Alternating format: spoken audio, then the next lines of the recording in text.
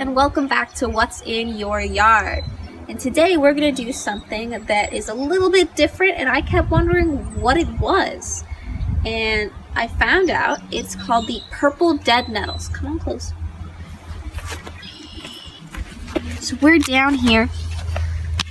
And so this right here is the purple dead nettle. So it has these really bright little flowers, and it has these pointed leaves. Now, it is called the purple dead nettle. I know it sounds like a really hardcore name, but it's called a nettle because the leaves are very similar to the nettle plants, kind of heart-shaped and jagged with some fuzz on the underside. However, it's referred to as a dead nettle, not because, it's deadly, but because most nettles sting you, and this nettle doesn't sting you. So the nettle part of it is dead, hence purple dead nettle.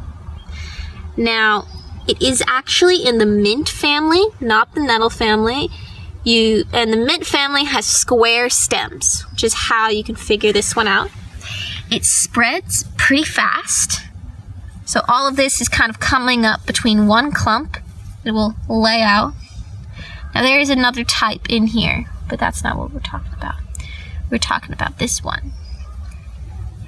If you come in here, you can see the flowers come out through the center, and it's a little bit of a bell shape.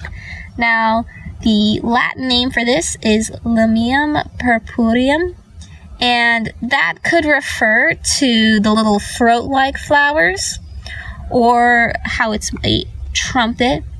It was said that you could call fairies by trying to blow through one of these little trumpets. Now, whenever I tried to do that, I would just end up eating a flower, which isn't too bad, but no fairies, alas. So this grows throughout Europe, Asia, United States, all over. It is a ground spreader.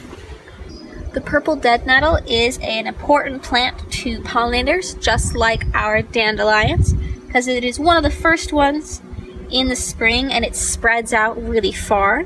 This is another one of our edible weeds, so you can eat the entire thing. It is grassy and a little bit floral. I saw some people put it into smoothies as their greens, or you can make pesto with it instead of basil or your other herbs. The other part of this, which is the natural medicine, is being able to use it to be an antifungal, antibacterial salve. If you're one of those people that has a lot of springtime allergies, having this type of tea can also help reduce some of your allergy symptoms. I hope this helped answer one of your garden weed mysteries like it did to mine.